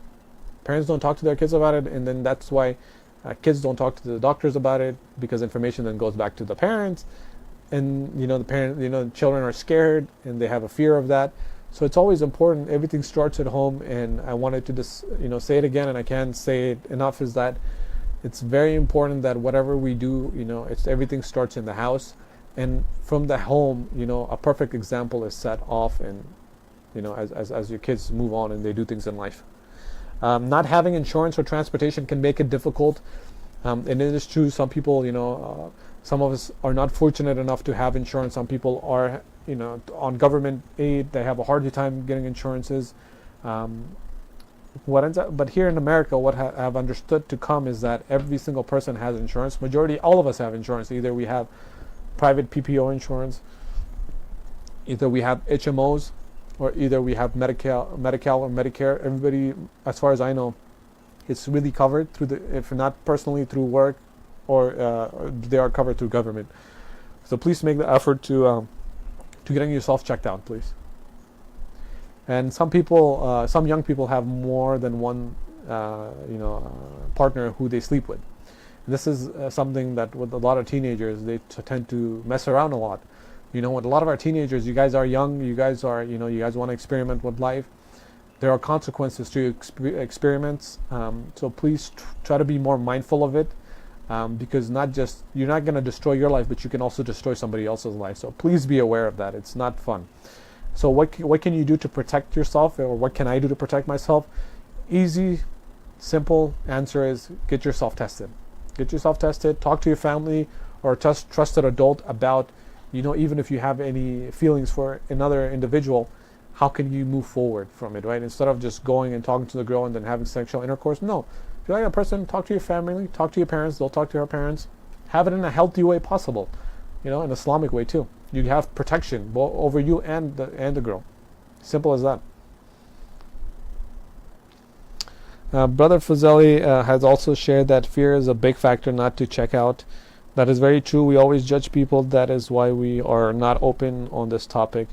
It is true that we always do judge people, right? That's part of our human nature. As human beings, we always want to judge people because we always feel good when we judge people, right?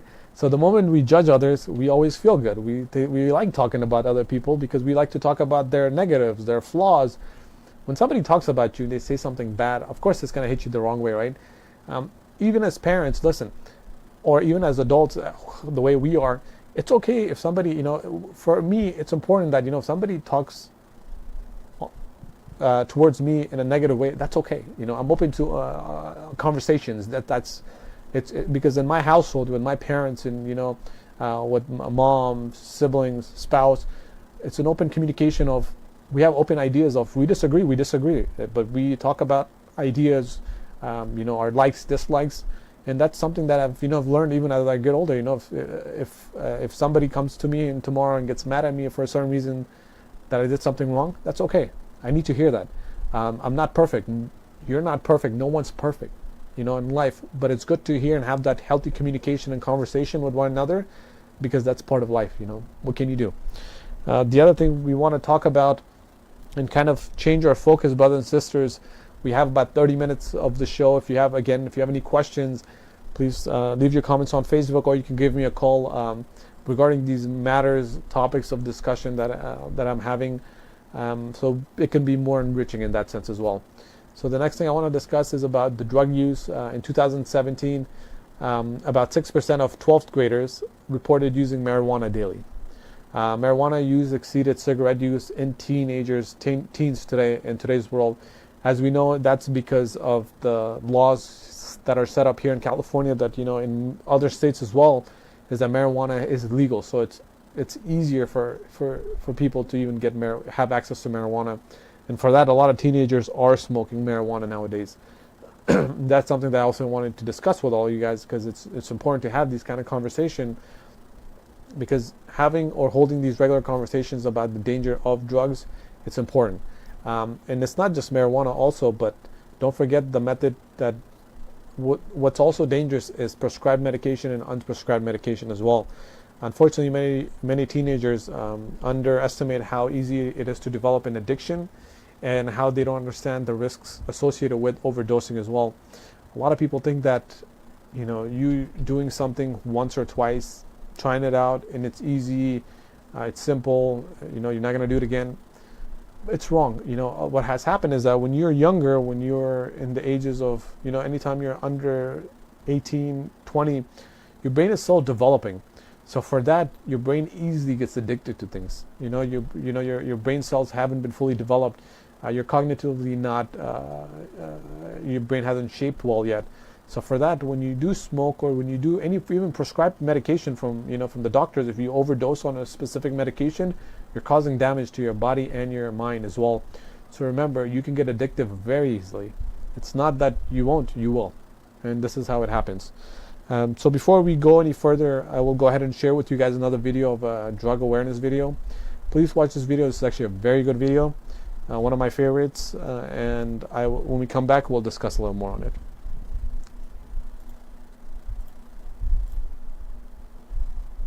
When I first started doing drugs, when I started using drugs, I didn't respect myself. I wasn't respecting myself. Hi. I'm Ashley. I can tell you're new here. Yeah. Yeah. So I'm gonna give you this. No, that's okay. I don't think you understand. You're gonna take this because that's what it takes to be in the school.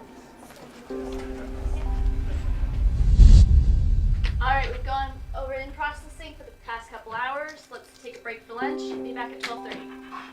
What's up, bro? Chris. Hey, Spence. Spence. Nice to meet you. Here's my food. Man, I gotta wake up. I can help you out with that. Yeah? Yeah, everyone. This is my friend just gave me some of this stuff right here. Oh man, I'm good. Just look at it. Yeah, all right, hey, let's go outside, yeah? All right, let's go. Hey, Ashley, I need some of that stuff you give me every day. It's gonna cost you this time. Sure. It's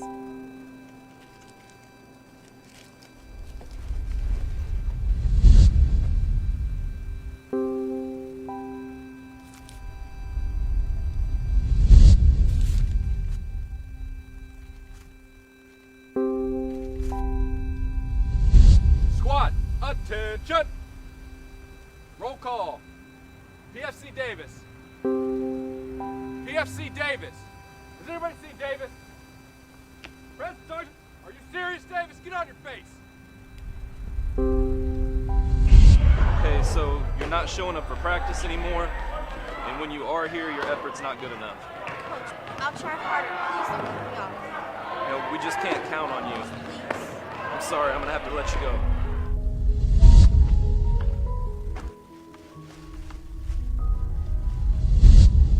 Because your daughter is failing all of her mandatory classes, she's not going to graduate high school.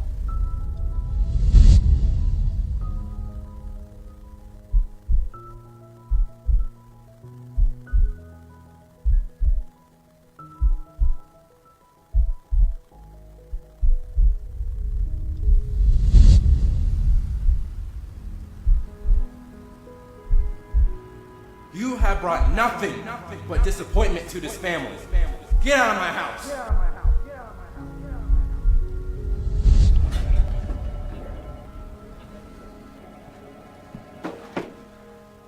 All right, PFC Davis, you know why you're here. My name is Special Agent Scott with Army Criminal Investigation Command. You have the right to remain silent. Anything you do or say can be used against you in a court of law. Do you understand? You have the right to an attorney. If you cannot afford an attorney, one will be provided to you. Do you understand? Would you like a lawyer at this time? Well, let's get to talking. And when I thought all hope was lost, I made the choice I made the choice to respect myself, to respect myself, to be drug-free.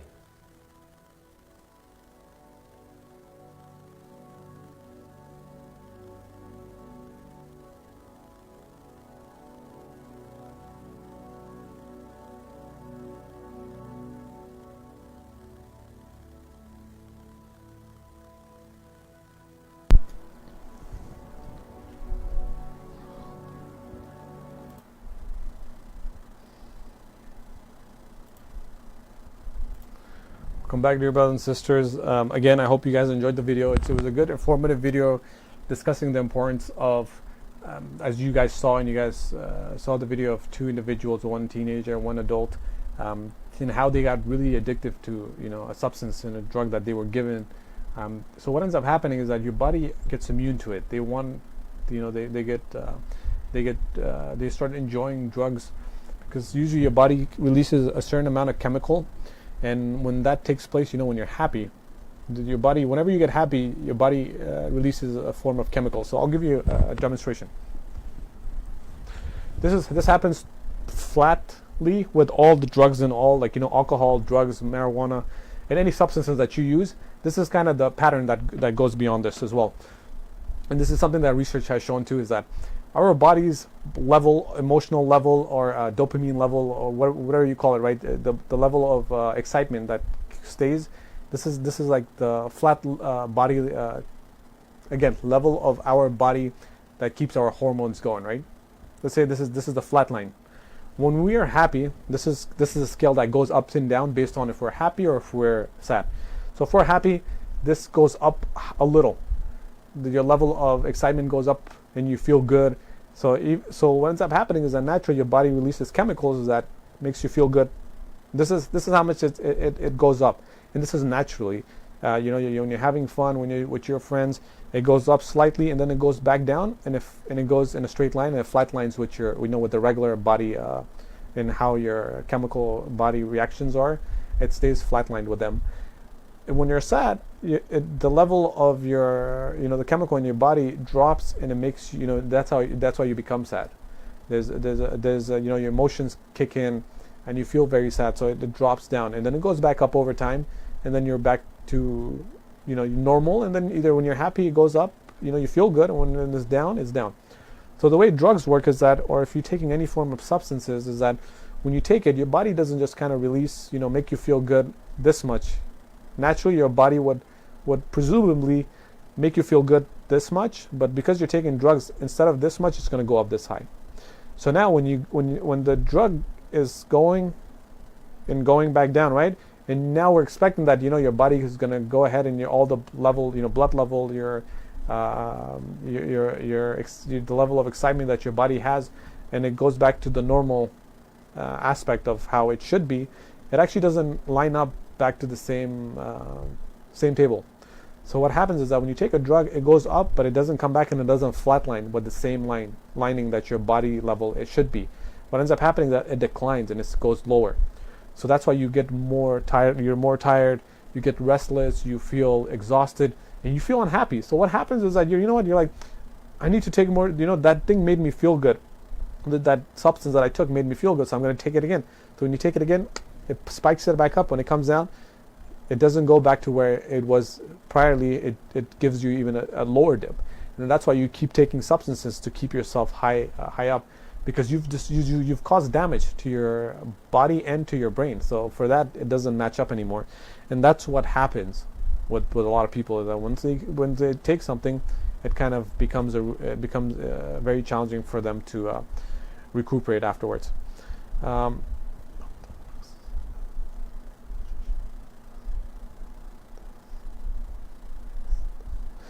Dear brothers and sisters, I'm going to go ahead and discuss about the advertisement of, there's a function for the Afghan 100th year Independence Day that is being put together here in the city of Orange County. So if you take a look at it,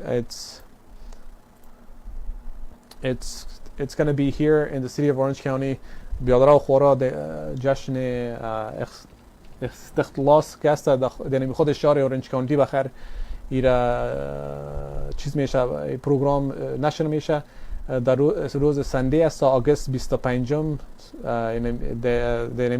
دیگه ما که شروع میشه بخیر ساعت 10 تا 9 بجه شو. همگی که فامیلی که میه فری انتری داره. خود پروگرام که است در مایل سکویر پارک گرفته شده. دیگه سر تاریخچه خود افغانستان گپاش صحبت زده میشه که زیادتر نمی جوانات تشویق شه و بفهمن سر خود تاریخ خود افغانستان که چطور دشمنا که آمده بودن و چطور افغانای ما که بود پدر کالانای ما کشان جنگ کردن و هیچ دشمنا نتانست که افغانستان بیای و حکومت خود پیش ببره. به خاطر از اون مو اگر میتونین کوشش کنین که ما دینیم یک جشن یک چیز کنین بیاین و روز تجلیل کنین بخیر. So that's it for that, dear brothers and sisters. Again, this is something that is taking place here in the city of Orange County. I will be there myself as well. I'm part of the board for the Afghan American Cultural Center. It's a new organization that has been established, and we are going to go ahead and talk about historical facts of the wars that have taken place in Afghanistan, and it's good for majority for our youth, and not just that, but even for myself. Again, I was raised here. I wasn't raised in back in Afghanistan, so it's also good for me whenever I hear the history of Afghanistan. It's always enriching, and it makes me happy to hear what goes on and what takes place. But especially for the newer generation, I think it's very important for all of us to go and enjoy and see what's taking place. So I think with the way the schedule is going to be laid out, it's going to be mainly discussing the importance of the Afghan battle, discussing the independency of Afghanistan, and then just kind of having the meaning of Atan, why people why we do the Atan after victories or even some certain weddings, when that kind of has become a kind of a tradition, We'll have some guest speakers coming in, and then after 6 p.m. then it's going to go on to live music. If for those that don't want to stand, that want to just come there to hear about the history, more than welcome to come in from 10 to 6, and then from there, there's music, live singers that are going to come in as well, and that's up to you guys, and how you guys want to go forward with it. But we really highly encourage all of you to please join us. Again, I will be there as well to to represent the organization itself, our partners in our Afghan community, and coming together in the city of Orange County. And it would be, again, August 25th from 10 a.m. to 9 p.m. at Miles Square Park. So inshallah, I'll see you guys there. But as we go further, we're going to have ads in Dari and Pashto, so then we'll go ahead and continuously play that for you guys, so you guys know where the program is going to be held. So now, brothers and sisters, I know we have 15 minutes left of this show. I'm going to go ahead and now touch bases a little bit on alcoholism, and show you guys a video of the teenage brain and addiction, and what does that look like from an educator's perspective about what happens when kids or adults, they take medication or they take substances. So before we go any further, please take a look at this. Look at this video. Watch this video. When we come back, we'll have a better conversation regarding it.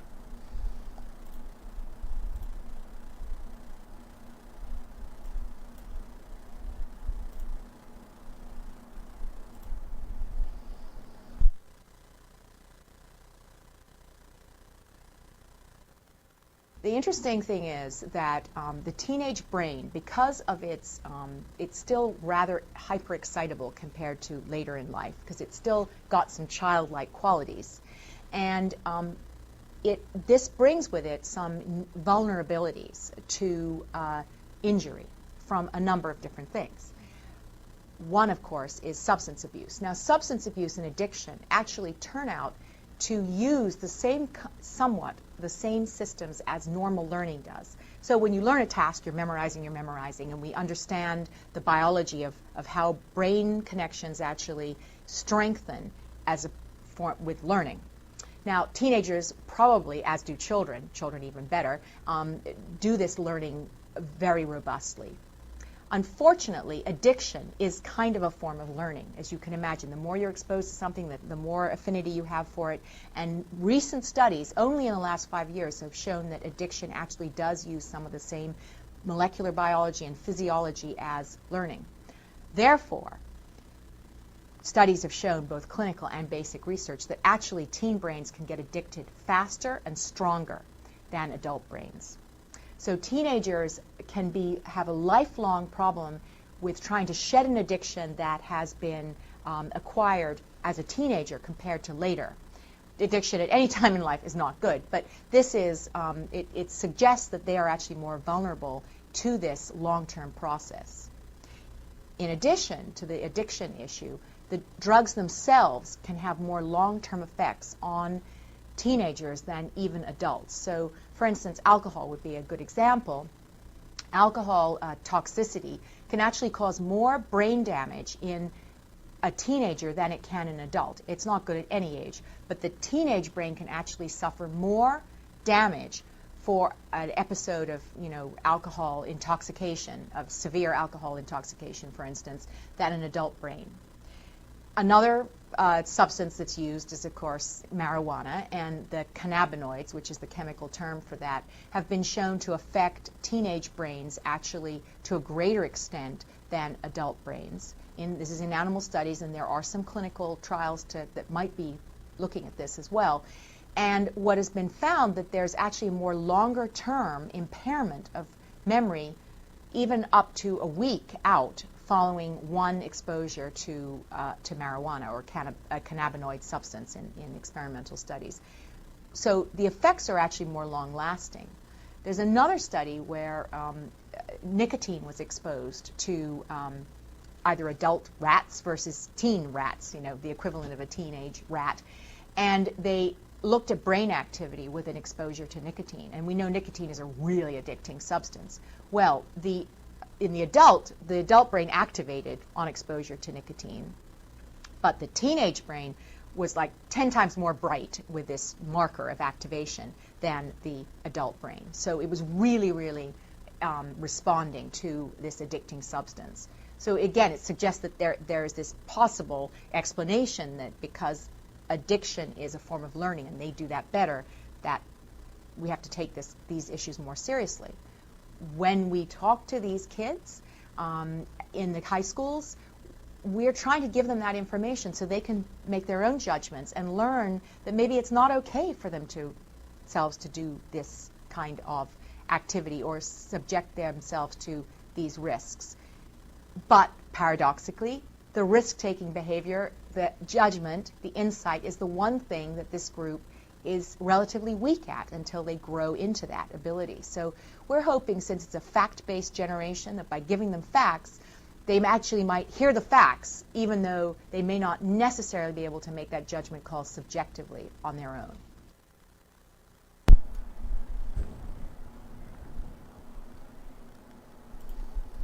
Welcome back, dear brothers and sisters. I hope you guys enjoyed that video. Very simple video, but it discussed the importance of medication and how that affects a child's brain very quickly. As we had stated earlier, drugs can really destroy a person's brain. Either you're a teenager or you're an adult. As we have seen and we have witnessed people actually losing their lives due to drugs, right? Due to overdosing, or they die instantly. And the other thing is that when you have teenagers, their brains are easily disrupted. Their brains are not fully developed. So for that, what ends up happening is that they tend to hurt themselves and harm themselves. And not just that, but because when they go and they go forward with using a certain form of substances or substance abuse, what ends up happening for them or for those individuals are that because they're young, they don't have the rationality behind making right decisions. So that's why it's important for us to go forward and educate our children, educate our community, educate ourselves. Again, this is a learning experience. We all need to learn to work amongst each other. We all need to learn to make things better for each other. As I said earlier, and I'm just going to say it again, we constantly need to just evolve and work amongst each other and make things easier for ourselves. Again, brothers and sisters, I don't have too much time. What I'm going to do is, Brother Sean hasn't asked a question, but I'm going to probably touch bases on the last discussion of certain key points. But I'm going to talk about one last key points of teen challenges here in America, and then from there, the adhan's going to come on for Dhuhr prayer. I'll put the adhan, and that'll be it for all of us. Brother Sean Harrod, can you suggest any good methods to recovery from addiction, or what can you do with your patients? I appreciate it. So what being said is that, number one, it's important to get the individual to accept the fact that they are on drugs. That's kind of the simple fact, right? If somebody's in denial, it's very challenging to get them to understand or realize that what they're doing is something that is wrong.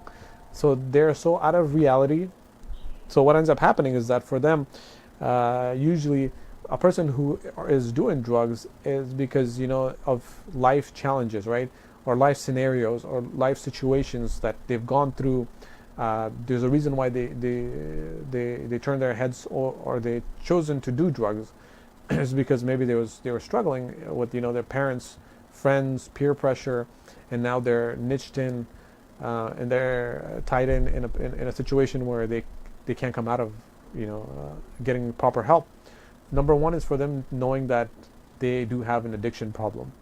Once they come to that realization, we want to be able to help them understand that there's other methods and ways of them getting proper help. And in doing so, what we do is we always tell the individual, we give them success stories. We take them out to different programs and situations so they can actually talk to other folks who have been drug users and they've come out of it, right? You also want to give them success stories.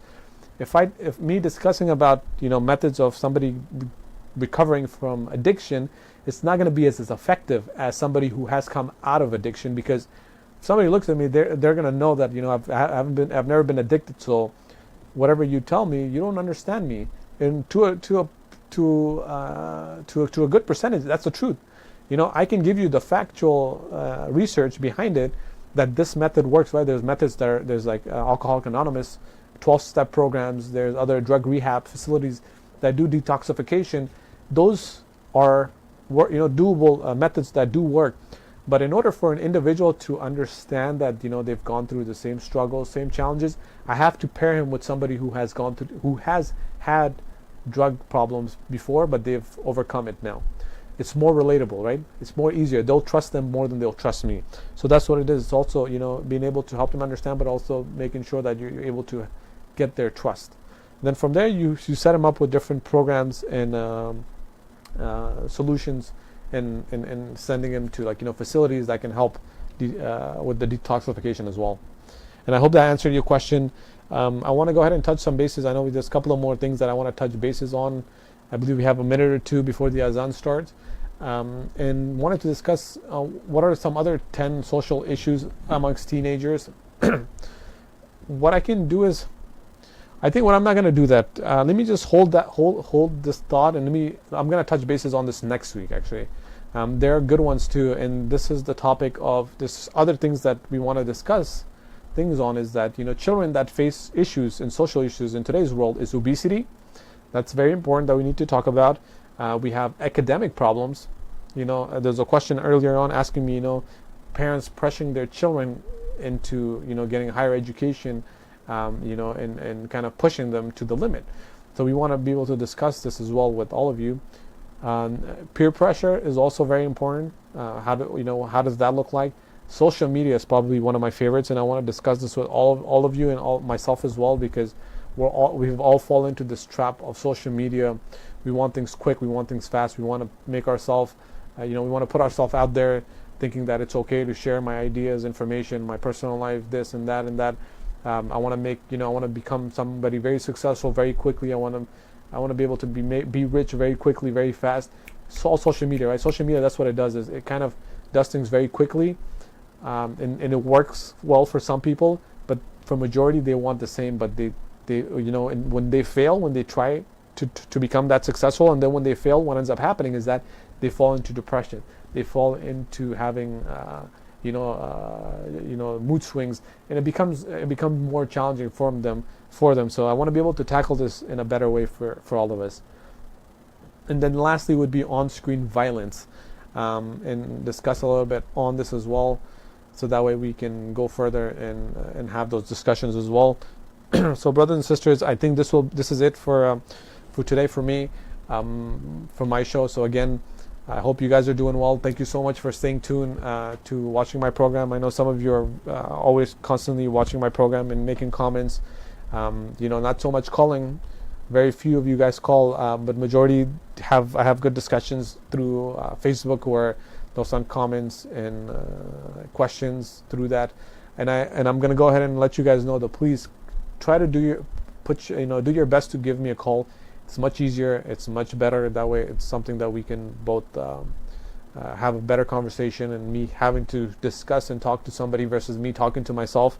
It sometimes does get a little boring. So let's try to get you guys to speak as well. So for that, I want to wish you guys nothing but the best. I hope you guys have a great Sunday. Again, it's summer season's here. Spend some time with your family. Spend some time with your friends. Go out, enjoy yourself, and also for that, I think it's prayer time. So I won't keep you guys more on the show, brothers and sisters. I will see you guys next week, inshallah, and that is it for us and for me for this week. Assalamu alaikum wa rahmatullahi wa barakatuh.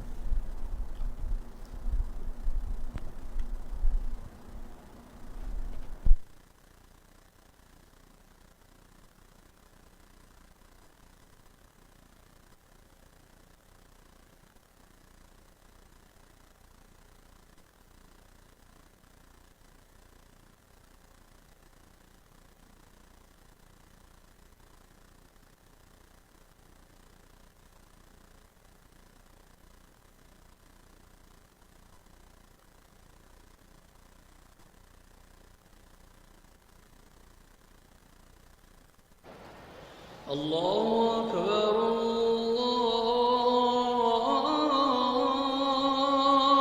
الله أكبر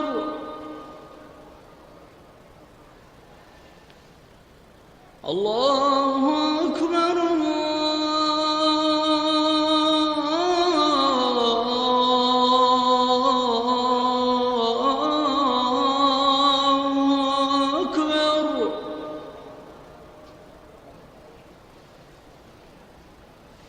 أشهد أن لا إله إلا الله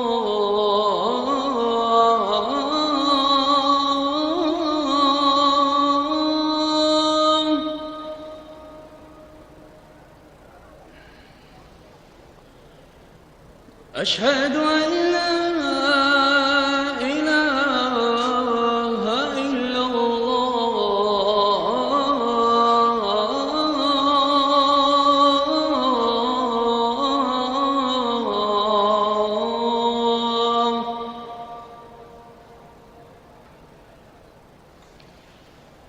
أشهد أن محمد رسول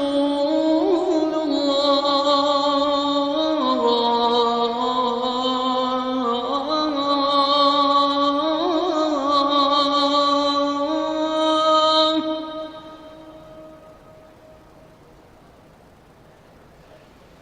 أشهد أن محمد رسول الله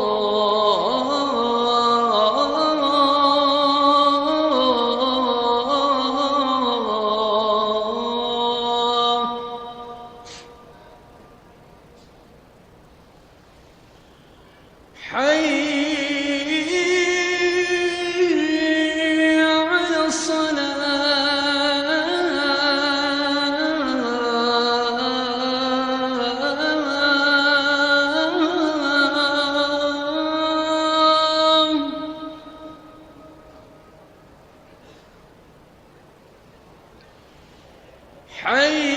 حي على الصلاة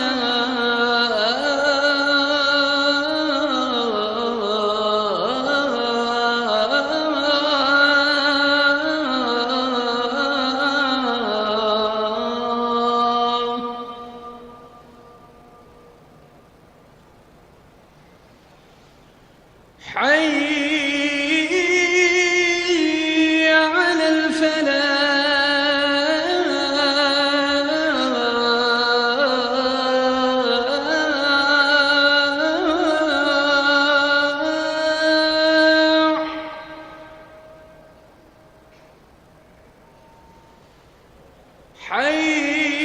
حي على الفلاح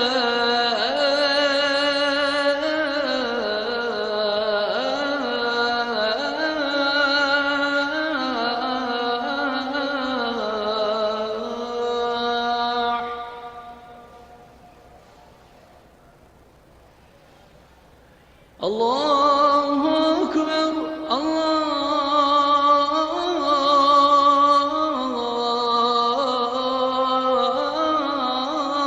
الله أكبر لا